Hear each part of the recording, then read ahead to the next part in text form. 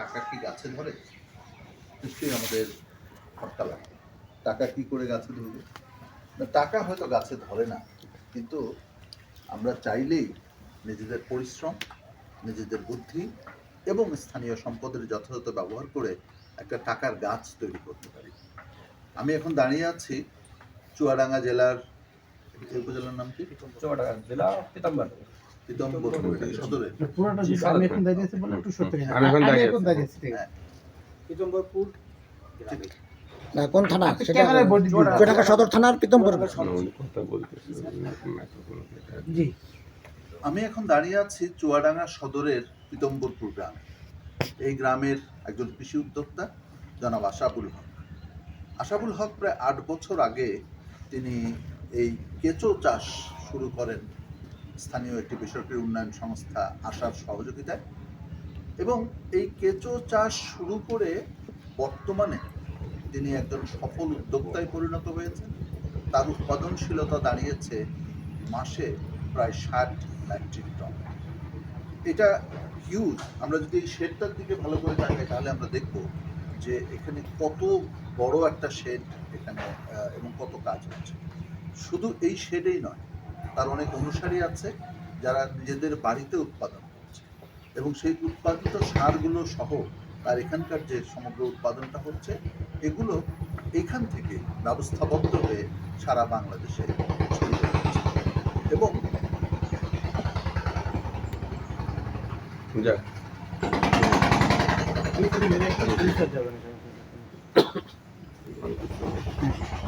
থেকে ব্যবস্থাবদ্ধ হয়ে সারগুলো চলে যাচ্ছে সারা বাংলাদেশে, পূরণ করছে আমাদের মাটির চাহিদা।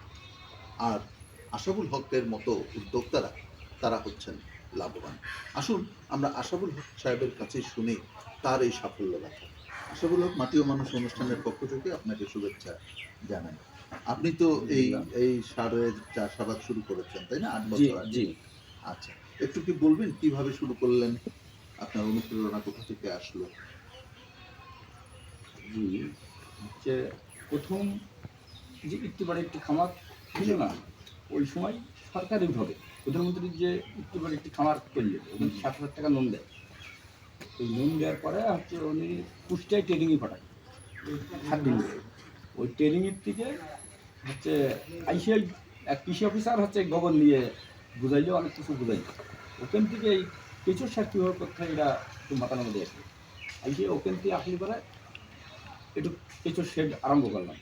করার পরে তারপরে হচ্ছে এই যে আসার যে আছে বুঝলো যে হচ্ছে আসার যে লোকজন এসে একদিন এসে যে এনজিও যারা ইয়েতে গ্রামের যে আমাদের এই যদি এরকম করো তো আমরা একটু সহজ করলে আটকো ইয়ে হবে, আশা একটু সাইডে পেলাম। ওরাও একটু সাধু ভাই ওনার নাম, উনি একটু আরও পরামর্শ দিলে যে এইভাবে করলে হচ্ছে একটু ভালো হবে। তারপর হচ্ছে ওনার সহযোগিতা পেলাম, ওখান থেকে আটটুকুন বাড়ালাম। বাড়ানোর পরে তারপরে হচ্ছে কৃষি অফিসে বললাম যে কীভাবে করলে আমার ওই জায়গায় আমি নিজেই গেলাম যে কীভাবে কী করলে একটু ভালো করা যায় ই করা যায়। কৃষি অফিস তো সহযোগিতা করলে মানে এইভাবে আগায় টাকাতেই মনে করেন হচ্ছে আজকে কৃষি অফিস থেকেও আপনি সহযোগিতা পেলেন, মূলত এখনো কারিগরি সহযোগিতা জি এখনো পেয়ে যাচ্ছে। এখনো পেয়ে যাচ্ছে। তারপর আশায় হচ্ছে ৫০ লাখ টাকা পর্যন্ত আমার হাতে লোন দিয়েছে চাইবে। আচ্ছা, কিন্তু তাছাড়া আমার আজ পর্যন্ত ব্যাংক ছাড়াও পাইনি। আচ্ছা, মানে সরকারিভাবে সহযোগিতা মনে করেন হচ্ছে পুরা হচ্ছে কৃষি অফিস আমার সাপোর্ট দিয়ে যায়, আর ওনাদের জন্য আমি এই পর্যন্ত আমার আপনি এখন মাসে কত টন উৎপাদন করেন? মনে করেন কেঁচো সার মাসে ৬০ টন, আচ্ছা, আর জৈব যার যতটুকু চাহিদা ততটুকু বিক্রি করবো, যে কোম্পানির যতটুকু চাহিদা, আচ্ছা। মানে চাহিদার শেষ নেই। আপনার এই সারগুলো কেনেন কি বিভিন্ন কোম্পানি এবং চাষিরা? হ্যাঁ, বিভিন্ন কোম্পানি চাষিরা তারা কিনে নিয়ে যায়। জি এখানকার জমিতেও ব্যবহৃত হয়? হ্যাঁ হ্যাঁ, এই যে জমির তো ব্যবহার হয়, পানের বরজ আছে, এই যে সাইডে কলার বাগান আছে, বিভিন্ন আবাদে। আচ্ছা, আমরা এখন একটু জানবো এই প্রকল্পের ম্যানেজার জনাব, আপনার নামটা? সুজন।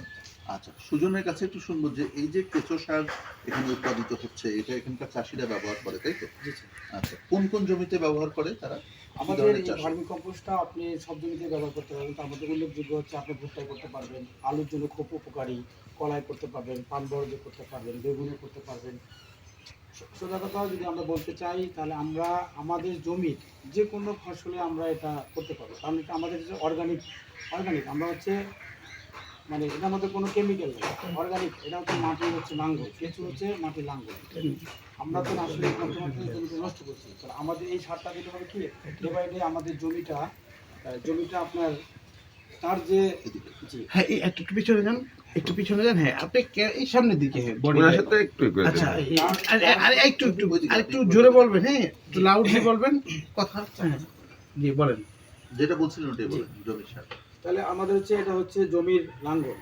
তো জমিতে আমরা যে পরিমাণের কীটনাশক ব্যবহার করি এবং যে রাসায়নিক সারটা ইউজ করি, এই ইউজ করার ফলে আমাদের দেখবেন এই এলাকায় অনেক ক্ষেতে ভুট্টা হয় না, ভুট্টাটা হওয়ার পরে মরে যায় বা দানাটা ছোট হয়, পুষ্ট হয় না, তারপরে হরমোনের সমস্যা থাকে, এই ধরনের অনেক সমস্যা থাকে।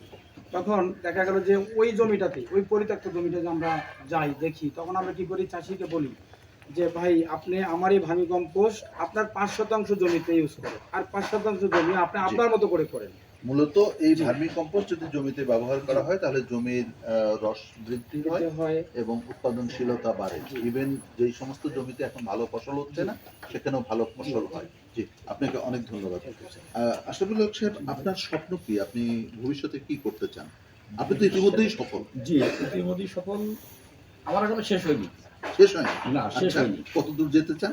জানতে চাই হচ্ছে আমি এখনো আমার নিজস্ব ব্যানার মানে প্যাকেট আমি এখনো করতে পারিনি, নিজস্ব লাইসেন্স আমি এখনো করতে পারিনি। আপনি লাইসেন্স করতে পারেন? জি না, মানে নিজস্ব সরকারিভাবে যদি সহযোগিতা করি, যদি আমার সরকারি লাইন মানে বস্তাটা বেরাই, তাহলে পরে আমি একটু রেট কথা আমি যে একটা রেট যে বাজার, কিন্তু কোনো বাজারেরই নিয়ন্ত্রণ নেই।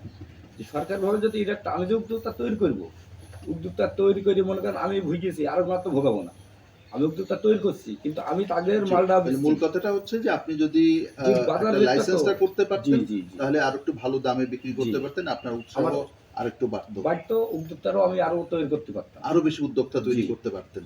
মানে উদ্যোক্তারা তৈরি করছি, সে তো বাজারই পাচ্ছে না। আচ্ছা, যদি সহজ হইতো এই বিষয়টা তাহলে তো সবাই এই জায়গায় আঘাত পাইত, কিন্তু এই জায়গাটা হচ্ছে সহজ নাই। সহজ কিছু হবে এটা সরকার যদি এটা করতো। তাহলে আপনার লক্ষ্য কি মানুষকে নিরাপদ খাবার খেতে দেওয়া, অবশ্যই, যাতে করে জমিতে নিরাপদ খাবার উৎপাদন হয়। আর কয়েকদিন পরে তো আবাদ হবেই না জমি রাশিয়ান দিয়ে, আর ওটা নাই, দেশের তা দিয়ে দেশ চালাইতে হবে, দেশেরটা দিয়ে দেশ চালাইতে হবে। আমি রাশিয়ান কেন 50 টাকা ভৌত দিই, ইউরিয়া ভৌত দিয়ে কিনতে দেবো? আমার সব কিছু তো কেনা আছে, আমরা নিজেরা কারিগরকে তৈরি করবো, নিজেরা আবাদ করবো। দর্শক মন্ডলী, এই যে লোকজ জ্ঞান, এটা কিন্তু আমরা উপেক্ষা করতে পারি না। উনি বলছেন দেশেরটা দিয়ে দেশ চালাতে হবে, আমরা কেন ভর্তুকি দেবো বিদেশি সারের পেছনে যখন কিনা আমার দেশে উপাদান রয়েছে? কথাটি বিবেচনা করবার দাবি রাখি। অনেক ধন্যবাদ আশরাফুল ভাই আপনাকে, আপনি সফল হন, আমরা সেই কামনা করি।